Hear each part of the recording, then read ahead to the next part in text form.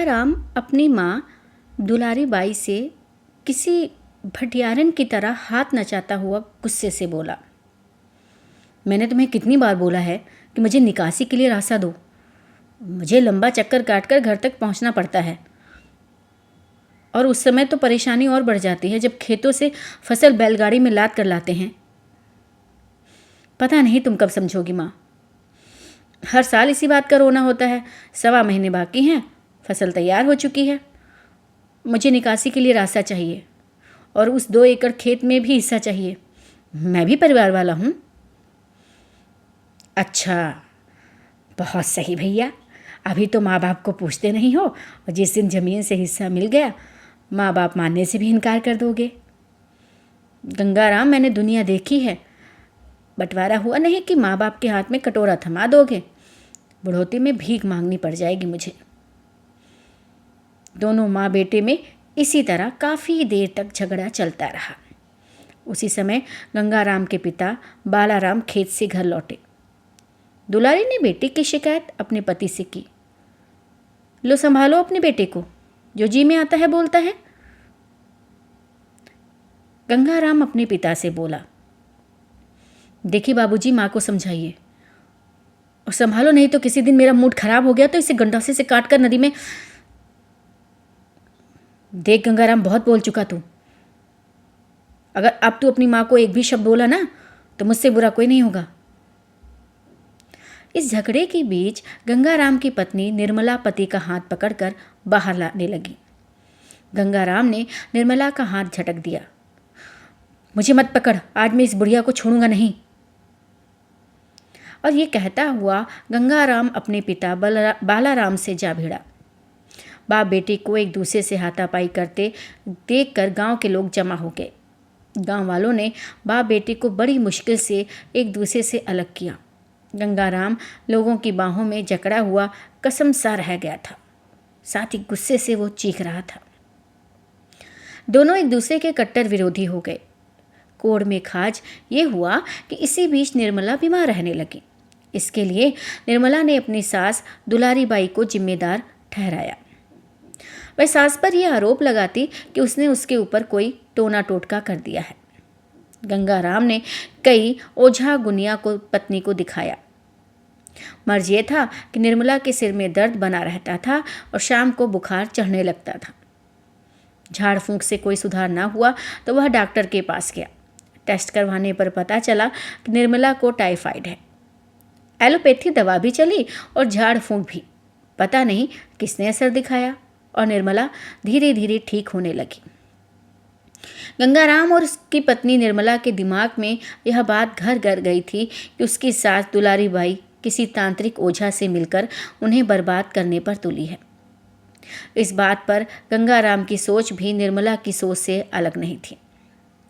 निर्मला जब पूरी तरह से ठीक हो गई और उसके शरीर में जान आ गई तब वह अपनी सास पर इल्जाम लगाने लगी।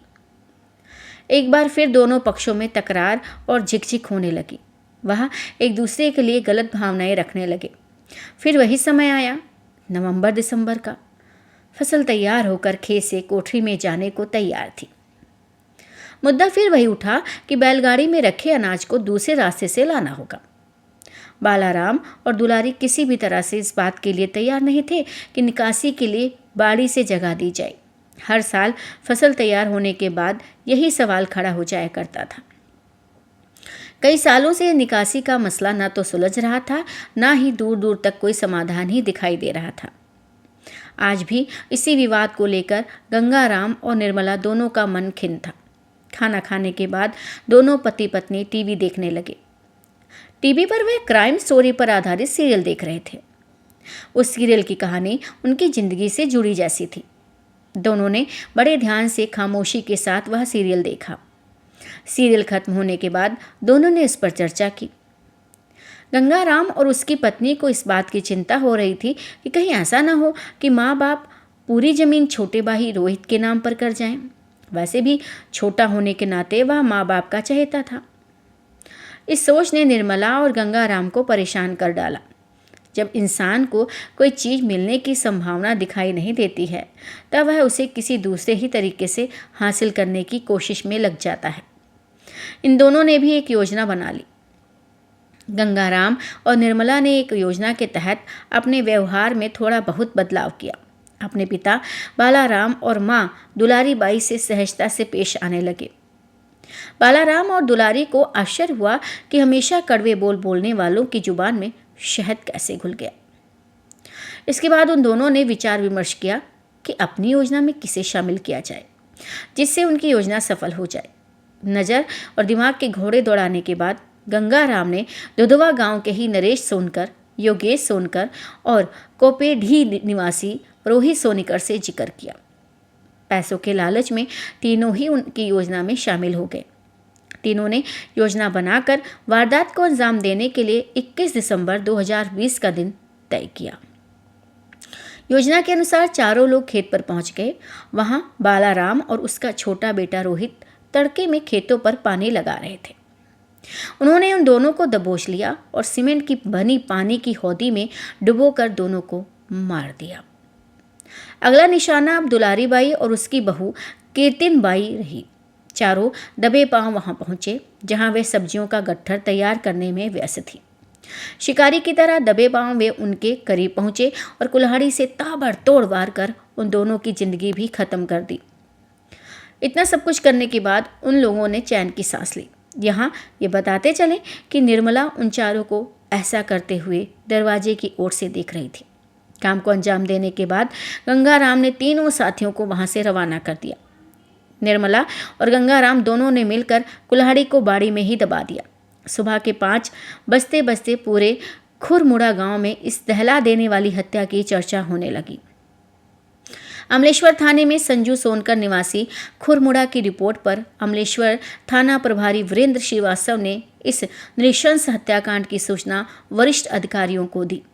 जांच पड़ताल के लिए फॉरेंसिक टीम घटनास्थल पर पहुंच गई। आईजी विवेकानंद सिन्हा के सुपरविजन में जांच होती रही। पुलिस को किसी तरह का कोई सूत्र नहीं मिल रहा था जिससे जांच आगे बढ़ती। डॉग स्क्वाड टीम्स घटनास्थल पर पहुंच चुकी थी। मृतकों के शव के समीप ले जाकर कुत्ते को छोड़ दिया गया। खोजी कुत्ता गोल गोल चक्कर लगाता हुआ मृतकों को सूंघकर खेत की ओर कुछ दूर तक गए। मौके की जांच से इतना तो स्पष्ट था कि हत्यारे 2 या 3 से कम नहीं थे। खेत में रासायनिक छिड़काव कर दिया गया था जिसके कारण खोजी कुत्ते को सही दिशा नहीं मिल पा रही थी। बहरहाल पुलिस ने लाश पोस्टमार्टम के लिए भेज दी। जब पुलिस को किसी तरह का सूत्र नहीं मिला तो पुलिस ने गंगाराम के साढ़ू नरेश सोनकर को विश्वास में लेकर मुखबिरी का जिम्मा सौंपा। नरेश मंझा हुआ खिलाड़ी था। उसने पुलिस को मुखबिरी करने के बहाने उलझाए रखा।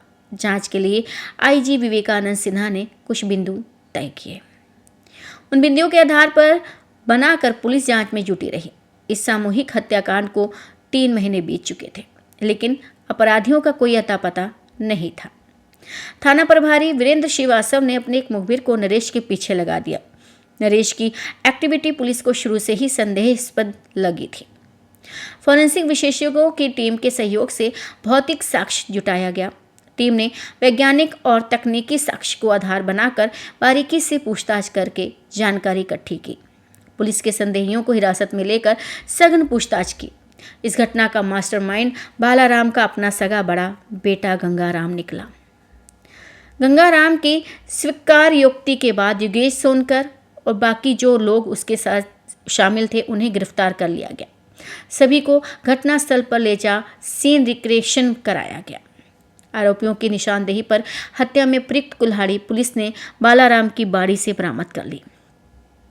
घटना के वक्त पहने गए कपड़ों को इन चारों ने ठिकाने लगा दिया था। 18 मार्च 2021 को आरोपियों को गिरफ्तार कर लिया गया जिसमें निर्मला भी शामिल थी। इन चारों आरोपियों का नार्को टेस्ट भी कराया गया। आईजी विवेकानंद सिन्हा ने अमलेश्वर थाना स्टाफ की पीठ थपथपाई। पुलिस ने सभी आरोपियों गंगाराम, उसकी पत्नी निर्मला, बाकी सभी लोगों को कोर्ट में पेश किया जहां से उन्हें जेल भेज दिया गया। तो ये है कलयुग का असर, जहां जायदाद के लिए, पैसों के लिए रिश्तों का खून किया जा रहा है। ऐसी ही सच्ची घटनाएं को सुनने के लिए मेरे चैनल को सब्सक्राइब करना ना भूलें। मिलते हैं नई कहानी में नई घटना के साथ।